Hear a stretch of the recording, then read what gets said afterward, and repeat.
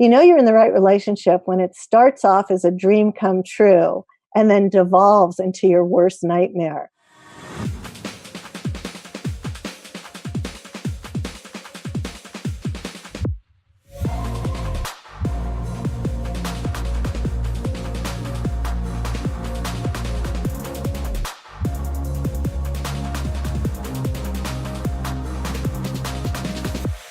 Hello and welcome back to another episode of the Relationship School's Smart Couple Podcast. What is up with you in this moment? That is a real question. Pausing. You're checking in with yourself. You're checking in. Yes. Sometimes when we ask what's up or hey, how are you? We all just have a stock answer, a habitual response. Fine, good, great, how are you? Yeah. And that's great. We do that. And see if you can take it a little deeper by pushing back with a person and saying, let me check in, hold on. Or, hey, no, I was serious. Like, how are you really? What's going on really? I know you said fine, but no, what's really happening over there? Okay, that can be a way we can deepen any conversation. All right, at the Smart Couple podcast here, of course, we take things deeper. We are about depth, transparency, authenticity, being who we are, using our primary relationship as a vehicle to grow up, wake up, feel more empowered, more sovereign, and to rock our life in a stronger way because we've got someone that believes in us. And if you are not in a relationship like that, then this podcast is perfect because it's going to help you get that. All right, my wife and I just celebrated our 10-year anniversary. 10 years. And this was no small feat because we have been through it. Anyone that knows us and knows our story knows that we barely made it, honestly. And we talk about that. And someday we're going to create a whole course on what happened and how we got through it and how you can get through things like this. Because a lot of people love to hear our story because it's so intense and captivating and it's got everything in it. You know, it's kind of a classic hero's journey story. And I tried to run away from her a couple of times only to have her keep the door cracked open. And I didn't kick it down, but I finally got clear that I wanted her to be my wife. And I said, okay, let's do this. And we haven't looked back since. And we just celebrated our 10-year wedding anniversary, folks. 10 huge years. So happy anniversary, honey. And man, did we just have an extraordinary time. And this is what is possible, you guys, when you commit to the work and doing the work, which means facing yourself, learning about them, learning how relationships actually work, learning about your neurobiology together, and getting tools that actually help you listen better and speak better. So we busted our butts to get the marriage we have, and we continue to do that. We have hard moments, absolutely. Just a month ago, we were in it. And we talked about that at the Shine Talk here at a local restaurant when we did a public conversation about our relationship and codependency. It was amazing. So it's not that we don't struggle. We struggled plenty, just like you, but we get through it and we come out stronger the other side because we are willing to learn. All right, that's the big requirement here. You got to be willing to learn. And the more you invest in this part of your life, the better result you will get. So, for example, all the relationship school students who are now in a 9-month journey together, they are going to go through it. And some of them already are. And they're going to come out more empowered, more sovereign, more able and adept to do a long-term relationship. Okay, so that's what the school is about, and that's what we are about here. All right. And if you want, you can join our Relationship School Roots community right now, which is a great practice community to get you warmed up with the basic tools required to succeed. And we meet every couple of weeks live, okay, where you can get some laser coaching and you get to practice using these skills because it's at the end of the day, it's practice. You're myelinating your brain in a whole new way the more you practice. If you just keep hoping and praying for a good relationship, it ain't going to happen for you. All right. Our next guest is Arielle Ford. Okay, let me tell you a little bit about Arielle Ford. All right, this woman is a character. She's hilarious, she's deep, she's wise, and I had a lot of fun with this interview. Okay, she's the author of 11 books, folks, including the international bestseller, The Soulmate Secret, Manifest the Love of Your Life with the Law of Attraction. So she has that new age side to her, and you'll get a sense of that here. I know I pick on new age people sometimes because I'm partly am one, and formerly was very steeped in that world. Anyway, yeah, she's got tons of other books. A lot of fun. This Turn Your Mate into Your Soulmate, I think, is her newest one. And just check out her website. I'm scrolling through it right now, and it's she's got loads of resources here. So for nearly 20 years, she was one of the country's leading book publicists, including authors like Deepak Chopra, Jack Canfield, Mark Victor Hansen, Neil Donald Walsh, and Debbie Ford. And then she went on to study with a lot of these people. She considers herself a longtime student of love. She regularly presents workshops around the world in all over the place. And she's taught at the Omega Institute, Kripalu, Chopra Center, Esalen. She's appeared on TV, radio shows, Today Show, CNN, Fox, etc. She lives in La Jolla, California with her husband, Brian. And we get into their relationship in this episode. It's great. So a couple more highlight reel here from the interview. Okay, this woman didn't get married until 44, which in some circles is like, oh my gosh, like our parents' generation would be, their mouths would be open. But that's more common these days, right? People are waiting longer to get married, 40, even 50s. So she didn't get married till she was 44, and she talks about why. And she also talks about when it finally started to happen, she had no partnership skills. She had no relationship skills. So you might be able to relate to that. Okay, it's a good story. She really talks about how she sucked at listening and how her husband helped her with that. We talked a bit about why people stay defensive for years, the purpose of marriage.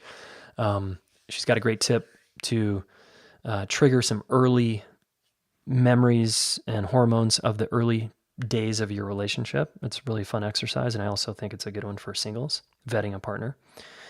Okay, we got some advice for the men, as well as advice for women dating guys who come or married to guys who come home from work and they don't want to talk or connect. All right, what you can do. Very practical stuff here. We talk about, I asked her, well, if your husband's not into personal growth, is that a deal breaker? So that was an interesting response. So you're going to want to listen to that. We talked about new age nice guys, or what she called beta guys. So if you're a strong, empowered woman, rocking your career, for example, you might be married to one of these guys. What's that like? And what is that a deal breaker, or what's going on there? So she has some strong opinions, but also some good wisdom there.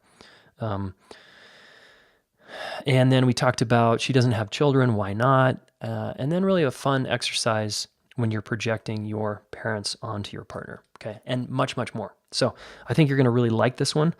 It's very entertaining and engaging. So check it out. As always, listen to the end for your action step and enjoy my interview here with Arielle. Welcome to the show, Arielle Ford. Hey, thank you, Jayson. I'm super, super excited to be with you. Yeah, me too. After just our quick jam right before I hitting record, I was like, okay, wow, we got tons to talk about. So thanks for your time. So Arielle, tell us a little bit about you. Married, kids, no kids, divorced, and just what you're up to in the world. I am married to the love of my life, the most incredible man on the planet. We've been together for 20 years. We just had our 19th anniversary. We purposely did not have any children. We have cats. Well, we have one indoor cat and a few outdoor cats. And my commitment in life is to help anybody who either needs to find love or keep love, because the world has never needed more love than it does right now. Ooh, you're telling me. Right? Yep. And my husband came up with this soulmate math formula that I have to share with you, because in regular arithmetic, 1 + 1 = 2. But in soulmate math, 1 + 1 = 11, and your love blesses the world. Ooh, nice. I like that. So I'm up to 11s. No more 2s. Cool. And you live with your cats and husband in California? Yeah, we're in La Jolla, just north of San Diego. Okay, cool. And we were just talking before we hit record about men. And I want to focus a large portion of our conversation on, from a woman's perspective, how to understand us. And I want to hear about your own experience. So you wrote a book. Tell me the name of it again. It's called Turn Your Mate into Your Soulmate. Yeah. And it's the book I wish I had gotten as a wedding gift. Okay. It would have saved me a lot of time and energy if I had known then what I know now. So rewind the tapes before we get into the content of the book. What was happening in your marriage or in your life that had you longing and searching for information? What was the frustration? What was the pain? What was going on? So I was a first-time bride at the age of 44. And I went in, I had never even lived with anybody. So suddenly I'm now married and I discover that I have no partnership skills. The number one skill that I have is I'm really great at being the boss. And what I didn't know is that if you marry a heterosexual alpha male, being the boss is probably the most unsexy thing you can be. It's a surefire way not to have a happy marriage. And I didn't even know what I didn't know. I was just this, like I'm fun and I'm friendly and I'm funny and people like me. And I can be an overbearing, controlling bitch who's a know-it-all. Yeah. And, it's kind of like my good side, dark side. Yeah. And I quickly saw that if I didn't commit myself to becoming a student of love, if I didn't figure out how to take this amazing gift from God, this amazing soulmate, and make it work, then shame on me. So that was the why I got onto this path. And, like most people, I grew up in a home where, the parents did not model, how to have a good marriage. In fact, my parents hated each other. Oh, wow. So the programming I had about men was that all men are idiots. That was the song. It's out there. All men are idiots. So I needed to learn, and it was evident what I needed to learn. I'll give you a good example. So I'm an oldest child. Okay. And like I said, I'm used to being the boss and getting my own way and, barreling through things. And I married this incredible guy who's a youngest child, whose greatest core wound and need is to be heard. And I am the world's worst listener, the worst. I am so much more interested in what's in my head than what's in yours. Yeah. So very quickly, once we got married, I kept hearing him say over and over again, but you're not listening to me. Now, I was smart enough to be able to parrot back to him what he had said, but he was right.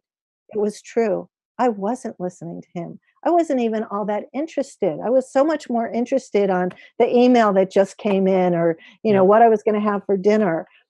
And after I heard it for the millionth time and I could see the frustration in him, I thought to myself, Arielle, you're a total idiot. If you don't learn how to listen to this man, he's going to find somebody who will listen to him. There you go. Now, wait, was this like a year or two in or 5 years in? Or? I would say it's more like 3 months in. Okay. So you learned pretty fast, like, I'm not a great listener. And you were willing to get his feedback. Yeah. And part of it was we were working together. When we had gotten together, I had been a book publicist for many years. And we decided to start a literary agency because he had this big business contract background. And so he was constantly walking into my office, standing in front of my desk, trying to connect with me. And I was somebody who was making 100 phone calls a day. I had a list and I was checking things off my list and I wasn't used to being interrupted. It's like, is this really important or can I go back to smiling and dialing and doing what I need to do? Yeah. So I got a hold of the work of Dr. John Gottman, who I'm sure you're familiar with, one of the world's leading marriage researchers. And I read about bidding. He was talking about that, if you need to actually physically turn to your partner and look them in the eye and listen to what they're saying, and ask them questions. Well, is there more? And did I get this right? And I had to learn how to communicate because what I didn't know is that there's a huge difference between talking and communicating. And I sucked at communicating. Yeah. I sucked at listening, and while there were so many things that were so right, I was able to see that, and he even told me, he said, listen, I spent my whole life in my family with my older brothers and my parents trying to be heard. I need you to listen to me. Yeah. So that Powerful. it was the greatest lesson I got. And even to this day, there are still occasions where I'll hear you're not listening. Only the difference is most of the time he'll laugh and go, oh, right, yeah, that's my issue. Nice. Because he Yeah. has some awareness that he's got a trigger there from his history. Right, Yeah. right. And sometimes he's right. Sometimes I'm not listening. It actually, while I've gotten, I would say 90% better, there are times where I notice, oh, when is he going to shut up? Yeah, because I got to get to this next thing I'm doing. Right. And of course, the next thing couldn't possibly be any more important than he is. I'm not curing cancer. There's nothing that I do that's that important. And yet my go-to is, oh, what, how can I drift? Why is this one so hard for people? Like, you seem to be a pretty quick study there. 3 months in, you're realizing this. Like, some people go decades or years and be kind of defensive, like, I am too listening, and like, why do people, human beings, what's the deal? What's going on there? Harville Hendrix and I've had long conversations about this. Oprah calls him the marriage whisperer. He's like my idol marriage researcher. And I asked him one day, it's like, Harville, how do you know if you're in the right relationship? And he started laughing. And when he stopped laughing, he said, well, you're in the right relationship when it starts off as a dream come true and then devolves into your worst nightmare. And he said the reason for that is that the purpose of marriage is to kick up all your old childhood wounds for healing. That's the purpose, to become whole and healed in a partnership that is filled with love, kindness, respect, and compassion. So it's kind of built into the soup to have these kinds of conflicts. It's like, I'm sure Gottman's work where he says that every couple has a minimum of 9 irreconcilable differences, right? Things you'll never agree on. One's a spender, one's a saver, one's a night owl, one wakes up early in the morning, one wants sex every day, one wants sex once a month. Somebody likes the room cold, somebody likes it hot. And the problem with us humans is we don't know that that's normal. Yeah, We that's think right. something's wrong, right? Because nature's tricked us. We met somebody, we fell in love. It was so great at first. So great. And what is it? It's a drug. Falling in love is a drug. I actually call it the socially acceptable form of insanity. Because what's going on is your brain is cascading dopamine and adrenaline and oxytocin, and you're on this cocktail high for 6 to 18 months. Yeah. And then it goes away. And then you're confronted with this person that you really don't know. And you have all these disagreements. And you naturally think, oh, did I marry the wrong person? Did I make a mistake? Something's wrong. Yeah, So, everyone else must be happy. What's wrong with me? Because everyone on right, Facebook is posting their happy marriage pictures. right. And so, what I like to explain to people, one, that all of these things we're talking about are totally normal. Like something would be wrong if it were hunky-dory 24/7. That would mean that somebody's in a deep state of denial. Yeah. And the other part of it, and this is really my personal opinion, is that I don't think people understand what love is. I think people I think love agree. is a feeling. Absolutely. Oh, Jayson, I love you because I feel it. Oh my God, I feel it. But then Yeah. 3 years later, Jayson, I hate your guts. I don't feel the I love thought you anymore. loved me. Yeah, I don't love you anymore. I don't feel it. And the truth is, for emotionally mature adults, love is a behavior. Okay, love's a behavior. It's a practice. It's a discipline. It's a commitment. It's a decision. It's a Absolutely. choice. It's an action. And yes, it's also a feeling. But if you're just going by the feelings, you can't have a real relationship. Yeah, you're going to lose. Yeah. You're going to lose, right?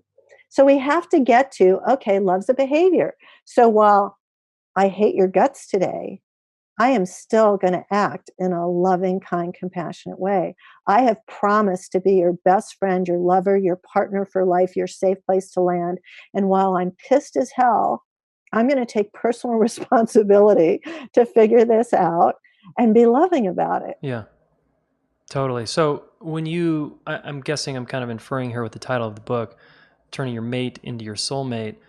It's almost like a maturation of love, right? You're sort of embracing a new way to love someone, because if you just have a Right. mate and you want them, you just go with the feelings, you're going to burn out pretty quick because the feelings are going to go away, right? Yeah. And what happens is, people don't know what's normal. Then years of anger, disappointment, frustration, show up, resignation sets in, and then people start to wonder, well, is the grass greener somewhere else?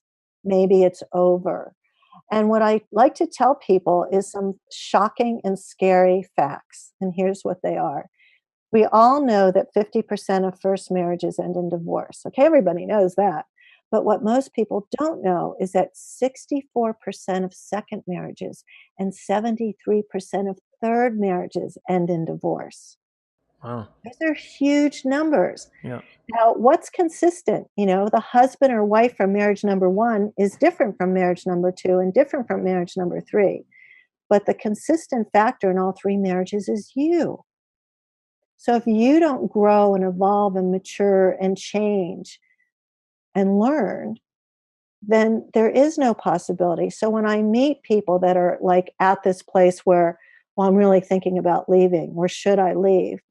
I ask them to stop and give themselves 6 months, 6 months Mm-hmm. just to take little baby steps to make little itty bitty changes. And you don't have to like have this big talk with your spouse and say, oh, we have to talk and things have got to change or I'm going to leave. If you're making threats, you better be willing to follow through on them. Yeah. But if you really want to look and see, what could I do? Who could I become to possibly turn my one soulmate, who I no longer thinks is my soulmate, again into my soulmate? How could I reinvigorate and reignite my relationship? Well, that's what I'm up to. That's what I want to share with people. And I know that's what you're doing in the world, which I think is just brilliant. Awesome. That's so cool. So let's try to identify like some of the common partner traps so the listener can identify with maybe some of the what you're talking about here. So let's say husband and wife, they're in a relationship, and what can be common is the woman's like, come on, because she's maybe more relationally oriented and he's more focused on work or something. Right. She's trying to get him on board, right? Like what kinds of things are we talking about doing here? What are these baby steps or? Well, actually, my most favorite one is more than a baby step, it's a big one. So when we talked about all the chemistry going on in your brain when you fall in love, it's not like those chemicals aren't there anymore. They just need to be triggered. And one of the fastest ways to trigger them is to go and do something with your spouse that you both perceive as life-threatening. So that could be Oh, jumping out of an airplane, bungee jumping, whitewater river rafting, a roller coaster ride, even a scary movie. Like sit down and say, you know what, honey, I want to plan a really fun adventure, and say, what if any of these things are you kind of afraid to do, but you'd be willing to do if we did it together? And then go plan it I like it. and book a motel room for the ride home. Because what happens in your brain when you both experience together an adrenaline rush or a life threatening situation Mm-hmm. is that you bond and it's really Right. sexy, Yeah. because you survive together. You Yeah. You went survive. through this thing together. Right. Yeah. So it's a really fun way to go do something that's going to be fun, terrifying, and have you end up in bed having hot sex. I love it. Okay, folks, this is going to be your action step that I'll talk about at the end by Right. far for sure. I Right. love that. I'll That's give you a true story about that. yeah. I don't know if you remember this, but years ago, Christy Brinkley was engaged to a real estate guy named Ricky Tauber, and they went to Aspen for the holidays to go helicopter skiing, and their helicopter crashed, and they ended up getting married 6 weeks later because they had this survival experience. Now, they ultimately got divorced because they didn't know each other. But that was the first time I ever read about it. And I started researching it, that you actually can bond that way. Well, I've led a lot of trips in the wilderness, and that's just what happens, right? When we go through adversity together, um, it can really be a glue. Like, unlike, let's say, parenting, if you have kids, that can really tear some people apart. And I think there's a lot of challenge going on, but maybe it's the steady, slow drum of monotony or intensity that can happen that drives the wedge. I'm not sure, but like for me, the parenting thing was a huge challenge, but ultimately major bond with my Yeah. wife. Yeah. Yeah. And, there's another piece of this that I like to tell people about. So, we all have a lot of stress in our lives. So, we have work and we have kids and we have aging parents and money pressures, and Yep. not to mention what's happening in the political world. I mean, it's just stress everywhere. And what happens for women is when they're really, really stressed out, their oxytocin levels get severely depleted. When they can learn how to fill up their oxytocin tanks, they can handle the stress better. They're less bitchy, they're more patient, they're more fun. So I like to teach women how to become pleasure puppies. And it's really easy to do. Okay. The way to rebuild oxytocin, you can go get your hair done, have a manicure, a pedicure, a foot rub, go have a drink with the girls and laugh, go shopping. You don't even have to buy anything, just touching and feeling and smelling Yeah. will rebuild oxytocin. Petting your cat, singing, dancing, all oxytocin producing. Okay. And so, what I encourage women to do is to put on their daily to do list number one, pleasure. Do one thing every day just for you that's pleasure building, whether it's having your favorite piece of chocolate or taking time for an aromatherapy bubble bath. Now, for men also get super stressed out. But what they need to do to manage stress is to rebuild testosterone. So the fastest way for men to do it, strangely enough, is chopping wood. But if you don't need to chop wood, playing sports, watching sports, going out with the guys, running up and down the stairs in the building where you work, all of that will rebuild testosterone. And what I want women to know is that if your husband comes home from work, if he walks through the door and you can see that he's stressed out and really a mess, the worst thing you could possibly say to him is, "How are you feeling?" Yeah. Let's Okay? connect. I want to talk to you Yeah, right do now. you wanna talk about it? Don't do that. Just don't do it. Here's what you do. Hand him the remote control, give him his favorite alcoholic beverage, walk him over to his favorite chair, tell him to turn on anything on TV he wants to watch, whether it's a football game, Sports Center, or Law and Order, and leave him alone for an hour. Just don't bother him. Let him go into a cave, rebuild his testosterone, and then he can come back. Yeah. He's After going to be more rejuvenated, ideally, right? Right, right. And so when you're talking to men, you want to find out what they're thinking, not what they're feeling. We women, we want to talk about feelings. Well, Okay. yeah, yeah. It's oil and water sometimes. I love It the is. the practical example here of it's also talking to him and his values. Like, if he's a sports guy, then that's what he loves, and that's what recharges Yeah. him, and that's what helps him build Or play testosterone better, video right? games, if that's what Right. he wants If to do. that's his thing. Let him go play a video game, but don't ask him how he's feeling. Okay. Yeah. That's what you would want to do, but that's not what he wants to do. Yeah. So is it too much to expect a man in this example to talk about his feelings? And that I think you need to let him rebuild and let him decide if he wants to talk. A lot of women, especially women who are mothers, want to mother everything and everybody, and strong, straight men don't need to be mothered, and it will really kill your sex drive too. Yeah. You can always say to him, "Well, if you ever want my advice, you can ask me, but I know that you're smart enough to figure this out." Mm-hmm. Respect who he is. Mm-hmm. Don't mother him. And for all the women that are listening that are coaches, for God's sakes, you should never be your husband's coach. Yeah. Okay. We covered Okay. that in another podcast. You want to be his wife, you want to be his girlfriend, you want to be his Yep. friend. Do not be his coach. Yeah. Okay. That's tempting though, right? Because we want to, I mean, Well, even because we're because, know-it-alls. Like I could know exactly what it is you need, But me sharing that with you is, I don't even know if I have the words to say what it is. It's just so um, emasculating. Yeah.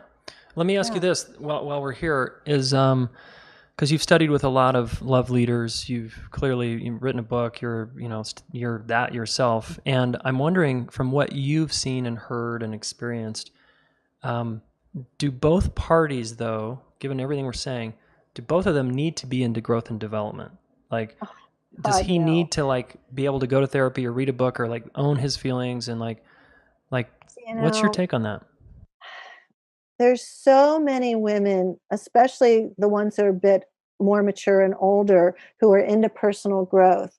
And they're making their husbands wrong because their husbands are not drinking green drinks and going to hot yoga and reading Deepak Chopra books. Not journaling And and and and then they're saying, "Oh, but I'm on a spiritual path and he's not." So here's the truth as I know it and understand it about men. A good conscious man lives his life on purpose, is highly responsible, wants to make you happy, and needs to win and be respected. That's pretty much the whole mm-hmm. gestalt of what they need. They don't need to be sitting with you, praying, chanting, reading books, wondering if the product's organic or not organic. If he's a good man, a good husband, a good father, is coaching little league baseball, is contributing to the world, is happy and satisfied with his life, what more do you want from him? Yeah. Well, you're describing a guy who sounds to me like he's empowered, right? Versus maybe a disempowered guy. That's where the snags maybe come up more. Yeah, and my experience has been there are what we call new age nice guys. Mm-hmm. So they're the ones that want to go to hot yoga class with you, and they are meditating, and they want to go deep and talk about the sutras and this, that, and the other thing. But will they put their sword in the ground and fight for you and protect you and, be a man for you? Or are they just going to be what Alison Armstrong calls the hairy version of yourself? You know? And that's what so many women think they want. Yeah. Oh, I want a guy who's going to, go with me to the Mile High Church on Sunday. Yeah. Well, if he's not called to be there, if what he's called to do is go play soccer on the field with his friends and rebuild his testosterone so he can manage the stress in both of your lives and be there for you as a husband and a lover, why should you make that choice for him? Why should you kill him off and make him wrong for that? Go do that with your girlfriends. Totally. Okay. What about a guy? I like this because there's the new age nice guys you're calling it. He might be the guy that's not on purpose, that's sitting at the coffee shop drinking a latte and journaling or chatting with Right, friends right in the middle of the day, right. um, and not bringing in income or whatever, and feeling pretty good about himself, but maybe like if he was really honest, might be like a little lost or something. Anyway, Yeah. what if a woman is dating that guy that's listening? And he's not, because what you're saying is he's got to be on purpose. That's like a sign of That empowerment. if he isn't on purpose, then what are you doing with him? Well, but before we answer that, Yeah. what are you doing with him? What can you do with him first? Is there anything you can do with this guy? Because that's going to eventually be frustrating, right? I I don't know if there's a fix for that. My expertise is really in the law of attraction, so I can tell you how to get clarity about what you want to co-create with the universe. And you know, if you want a guy who's on purpose and conscious and can meet you and be there and be a true partner for you, this is not your guy. He could be your friend. He may be a really sweet, loving, poetic, artistic soul. That's wonderful. But, ultimately, he's probably going to be living off of your energy. The hard part for smart, successful women is that men are attracted to us. Men like our power and our confidence. But if we want to be with a powerful, confident, on purpose man, we have to learn how to shift, not downshift, but just shift into our feminine energy so that we can receive their love and encouragement and support. So, one of the great analogies I learned last year from this woman named Rory Ray, really made so much sense. She said, like, as women in business or women in the workplace, we've been taught to lean in. And lean in is a very masculine type of activity. But when we're with our mate, we want to learn how to lean back. We want to learn how to receive. We want to know that who we are is enough. We don't need to lead with our resume. We don't need to lead with our paycheck. Is that harder for women now because of feminism? Is it made women so much more empowered? Like, okay, I'm really strong financially. I know my purpose as a woman, and like because you were talking about yourself as like 100 phone calls and like kind of sounded a little bit masculine. I'm not going to call you that. Oh no, no, it is, and it's actually appropriate when women are working. Yeah, that's how you get stuff done. Yeah, it's just that at the end of the day, you need to find a way to turn it off. I mean, for me, I had to, when I was dating, had to create a whole system around it. So I would come home from work. I was studying belly dancing on purpose just to get myself back into my body. Then I would take, an aromatherapy bubble bath, and then put on fresh makeup and a dress and go out on a date. And it was like a 90-minute process to go from being in work mode, go, go, go, make shit happen mode, which is fun. And I enjoyed it, to be able to be me, the other part of me, because, I'm multidimensional. So it is hard for women, especially because it feels a little like, well, I want somebody to love me for who I am. Well, they're going to love you for all of your parts, but if you have two, a masculine woman with a masculine man at a table, then you got two guys. You got two guys there, and there's no sexual polarity. So they're going to like you. They're going to respect you. They may want to hang out. They may want to use you for your talents and abilities. But at the end of the day, do they want to marry you? Probably not. Yeah. So a woman can, I love just the simple thing of move from leaning forward to leaning back, right? It's more receptive in a way. Lean in, lean back, receive. Yeah. Able to do both, flexible like that. Okay. Let me come back to the guy and the purpose thing. What you mentioned, kind of one reason why he's maybe going to feed off you, but why does that matter so much? Why should that matter so much to a woman that a guy is on his purpose? Like, why, who cares? If you want a masculine man, it should matter. If you're just like, if you're totally okay, like I have some girlfriends who are super successful, multimillionaires, and they're with beta guys. Their guys are traveling with them, carrying their bags, happy to bask in their light and be the caretaker, nurturer. And that's totally cool. That's the agreement and the arranger. She is the, superstar. Because I really believe you can only have one rock star per couple. Somebody can be the rock star, and somebody's got to be helping the rock star, managing their life. And my husband and I sort of have this going back and forth. He was a pro athlete for much of his life, and he was a very successful businessman. And then he got to a point in his life where he wanted to retire from all of that and just be in service work, and he's just thrilled to be able to support me in my career and to just almost intuitively know what I need, whether it's a physical thing or an emotional thing. And we go back and forth. We both shift in and out of masculine and feminine because we've had 20 years to practice. I was going to say, you've had to learn that though, right? Absolutely. Yeah. Because when we first married and started this business together, I didn't know any of this stuff. And I would notice that, we'd be out to dinner at 8:00 at night, and he'd start talking to me about certain contracts and business stuff. And I'd say to him, oh God, I've been working all day. The last thing I want to do is talk about contracts at dinner.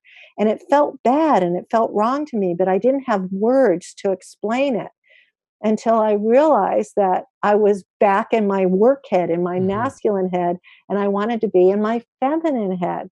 So we actually went and did some workshops on this where it became really evident. So he was able to see, oh, if I want to talk to Arielle about business, we're going to do it before 6 p.m. Yeah. And then we're going to go in the evening and, I'll be the guy, she'll be the girl, and we'll talk about other things. What does he shift into after 8:00 then? If he's not in like masculine business guy mode and he's wanting to meet you more? No, He But is still there. what's the conversation then about at 8 o'clock if it's not about business? What's kind of that would Oh, be well, we'll be enjoyable?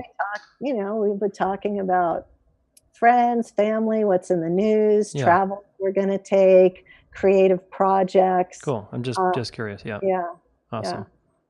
And The cats. your cats, how many cats do you have? We have one in the house and a bunch of local cats that we feed. Oh, that's We so have cool. a big sign in our living room that says, "We gave the children away. The cats were allergic."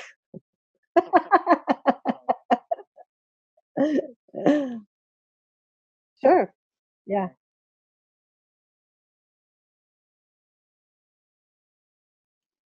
I never wanted kids. My entire life, I knew I didn't wanna have kids, and so on the first day that Brian and I actually met, I told him that because I I just knew it would come up at some point, and I just Yeah. thought I'd get it out of the way, and he was totally okay with it. He loves kids, but he never felt the need to be anybody's dad. So at this point in our life, we have 16 nieces and nephews and godchildren. So we have no shortage Yeah. of young people in our lives. Yeah. We just didn't have to send any to college. Totally. Awesome. Cool. I was just curious. What else, in terms of male female dynamics that you see that we just want to bring up before we wind down here? Just that's maybe something we haven't talked about yet that's important in terms of this communication. And I kind of heard you talking about like we've got to learn how to talk to each other and their values, what they care about. I'll just share a quick example of something that was really a game changer for me about learning how to have a difficult conversation in a positive way. So, so let's say Brian and I went to a party last night, Okay. and we're talking to Bill and Sue. And Brian says something that completely freaks me out. It's something embarrassing and humiliating. Now, I could just rip him a new one right then and there, Yeah. but I don't. Or I could wait until we're in the car driving home at midnight, but it's late. And I actually believe that it's okay to go to bed angry. So I don't say anything then. But when I wake up in the morning, I say to him, "Hey, honey, I have a problem. And I could really use 10 minutes of you sometime today so you can help me solve my problem. When's a good time?" And he'll say, "Oh, why don't we go for a walk at 3 o'clock? Do you want to talk about it now?" It's like, "No, no, no, no. I'll just tell you about my problem at 3 o'clock." So 3 o'clock comes around and we go for a walk. And I say to him, "You know, I know how much you love me. And I know that you would never, ever purposely do anything to embarrass or humiliate me. But last night when we were with Bill and Sue and you said XYZ, I really felt ABC." And then I shut up. I don't say another word. Mm-hmm. And what happens? Obvious. He's like, "Oh my God, Oh, I'm so whoops. sorry. I Yeah. had no idea. Oh, please forgive me. It was such a stupid thing. I'll never do it again." And then problem solved, as opposed to being in the car at midnight, we're tired, going, "Oh, you stupid effing idiot. I Yeah. can't believe Processing blah, and blah, trying blah, to get blah, him blah. to, yeah. Why would you do that? How could you do that to me?"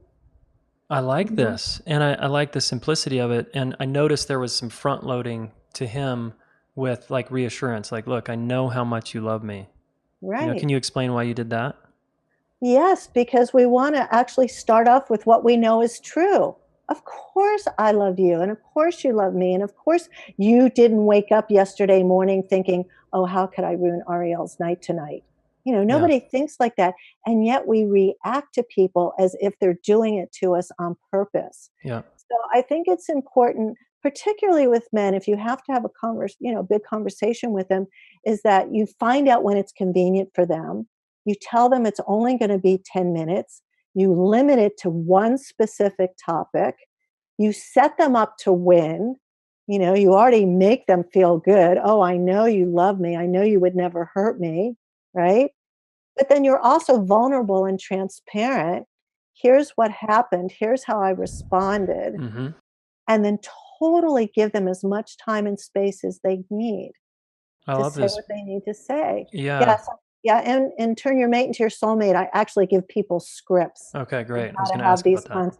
how to have these kinds of conversations. Yeah, it's helpful because, I just think that some of us men are a little fragile around our ego with feedback sometimes. And so everything you said there reassures me that you're not trying to attack me or criticize me or tell me I'm doing it wrong. Because I grew up, let's say, with a family that's the message I got. And so I'm really sensitive to criticism. So the way you shared it. Yeah, we all are. See, and that's what's the truth. Nobody wants to be criticized. In fact, to quote Harville Hendricks again, Harville says that there's no such thing as constructive criticism. He says all criticism is a form of violence. What's the thing to do instead? So the thing is to have conversations where you don't have a conversation when you're angry. You go and take a time out, get yourself to neutral, and then figure out, what it is you need to say in an I statement. This is how I felt. This is what I perceive. Learn how to speak and listen in a way that's productive, that's coming from a place of kindness. Yeah, and care. Yeah. Because this is your best friend. This is your partner. This is not the enemy. But often we approach it like, because we get triggered, oh, daddy always talked to me like that. You're triggered into this 3 or 4-year-old feeling space of, oh, I'm bad and wrong. You've been shamed and blamed. Yeah. Wow. Really good stuff here. Will you just give us one other practical example of you and Brian's your husband? Yeah. Take us to a moment that was really hard in your marriage and walk us through what was maybe one tool that was pretty key in getting through that time. Yeah, I remember one day I found myself in his face about something. I was like this. I don't remember what I was saying to him, but I was ragging on him about something. And I had this moment where I saw what I was doing and I stopped and I was like embarrassed. I was like, how did I become that woman? And I said to him, I said, I'm really sorry I'm talking to you like this. And unfortunately, it will probably happen again someday. But the next time it does, could you just kindly, gently, sweetly say to me, when did Sheila enter the room? Now, Sheila is my mother's name, and I love my mother, and she's very cool, but she can be very overbearing and bossy, as can I. Mm-hmm. And Brian totally got it. And he said, yes. And he said, and the next time I'm too patronizing, you can call me Wayne. That was his father's name. So in this moment that was rapidly becoming World War III, we came up with these code names for when we were a little out of control. I became Sheila, he became Wayne. And then when it does happen, when he says to me, he'll just laugh and he'll say, oh, I see Sheila's in the room. Mm-hmm. And then I laugh and I totally get it. It's like, oh yeah, you're right. As opposed to, you're being a total utter bitch. Yeah. Right? Which doesn't work. Yeah. Super. Okay. Thanks for that example. And I want to highlight the one piece there is you made an agreement, right? Yes. Hey, can we agree in the future, let's play this game this way. I just want to, so the listener, that's something you can do with your partner, certainly. Yes, absolutely. Awesome. As we wind down, I want you to give me a piece of advice here. Okay. If you're up for it. So as you know, I mentioned earlier, I've started the relationship school and I'm trying to get relationship education to young people. And most of us didn't get any class, right, in school on how to do this romantic relationship stuff. Right. So if I were to teach one class and I only had like an hour to a bunch of high school kids or college kids, what do you think is the most important thing that you would want me to teach that you think young people need to learn? Oh, I think what's really missing for people is that they don't know what they need when it comes to a marriage or a partner. They have these media driven ideas. Oh, he has to be tall, dark, and handsome, or she has to be petite and blonde and hot with big boobs or something like that. And really what we need is somebody who has the heart traits and qualities that are a match for us.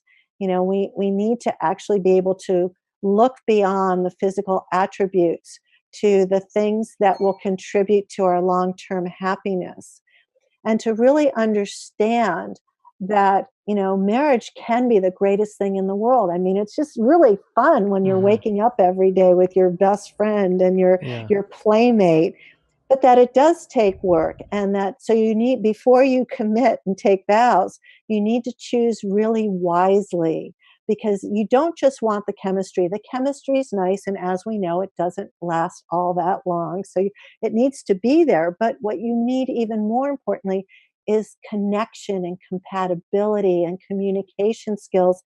And maybe the most important thing is a shared vision for the future, some shared values. Like, I'm a beach person, you live in Boulder. I like to visit Boulder. Could I live there? No, I can't be at that altitude and not have a headache. Right? Yeah. Do you wanted children? I never wanted children. There's no creative solution to the children thing. Yeah. I love exotic travel. I'm going to go to India every other year. If you're agoraphobic, we are not a match. Yeah. So people really need to take their time. And there's so many people that are in a big rush. It's like, oh, I met somebody, I'm in love, I had these feelings, let's get married. And, 21 months later, it's all over. So I think knowing what your needs are and having a vision for your life and being able to articulate that vision, and then finding somebody who's a relatively good match. I mean, nobody's going to be perfect. You're not going to get everything that you think you need. And chances are you don't need everything. But, really understanding the possibility of what life is like when you're with a partner that is, mind blowing, soul stirring, heart opening love. I mean, that's just the bomb. Yeah. Yeah. You said it. Cool. There's a lot in there. I'm going to have to summarize that. And what I would say to kind of encapsulate that, what I heard there was look beyond the hotness and the veneer of how they're presenting, and take your time to really truly get to know who they are and what they stand for and what their values are, and see if there's alignment there. Exactly. Awesome. Good synopsis. All right, cool. Well, thanks so much, Arielle. And where can people get your book and find out more about you? Best place is on my website, soulmatesecret.com, and I've got lots of freebies there. There's a tab called Free Stuff. I encourage you to look there. There's free chapters to my book. There's videos. There's all kinds of cool stuff. Or if you're on Facebook, I'm at facebook.com/soulmatesecret. Cool. Thank you so much. And thanks to Brian for, just sharing little nuggets of your relationship. It's inspiring. Oh, thank you. It's really been fun talking to you. Cool. All right, there you have it. From new age guys to masculine, feminine dynamics to soulmates and tips on how to honor your partner for who they are and their values and how to speak to them. A lot of stuff we covered in here. A lot of good stuff. So I hope that was really valuable for you. So 2 action steps here. Go check out Arielle Ford's new book and her website. All right. That's all in the show notes. And then something I liked that she suggested, especially for you folks that feel like maybe you've lost the luster a little bit in your relationship, the spark isn't quite there. I loved her suggestion on doing something exhilarating, confronting, risky. Do something like that. All right. I gave this advice a little bit ago in a message to singles in terms of vetting a partner. I also think it's good there. But for anyone in a relationship that feels even stuck in some way, I think going and putting yourselves in an uncomfortable situation together where you have to go through adversity forces you to deal. Like if a tornado hit or Hurricane Irma hit and you're squabbling about your issues, all of a sudden you have a new fight to deal with. And the best way to deal with a hurricane is to come together, join forces, and face what's in front of you. I mean, this is why, it's weird to say, but natural disasters bring out the best in people. And crisis can bring out the best in people, where some people really rise to the occasion, and some of the most amazing human moments that you see, I mean, just watching footage of people helping each other is so inspiring. So you as a couple can do that by putting yourself, I'm not saying go fly down and put yourselves in a hurricane, and I'm not wishing that on anyone. However, I am saying go do something risky, exhilarating, edgy, uncomfortable, etc. That could include coming to Boulder for a relationship workshop. That's a really good intervention, by the way. And that moment has passed because we're full for our Embracing Conflict weekend, and we have almost 100 people coming out. It's going to be insane in a good way. Okay. There you have it, guys. Thanks again for listening. As always, really appreciate your ears here and you sharing this with one friend in your life. And if you want a deeper dive, please join the Relationship Schools Roots community. It's really the place for you to practice, and really get the tools dialed in your body so that when you get upset, you know how to act and how to behave. Okay, guys. Have a beautiful rest of your morning, day, evening, and we'll talk soon.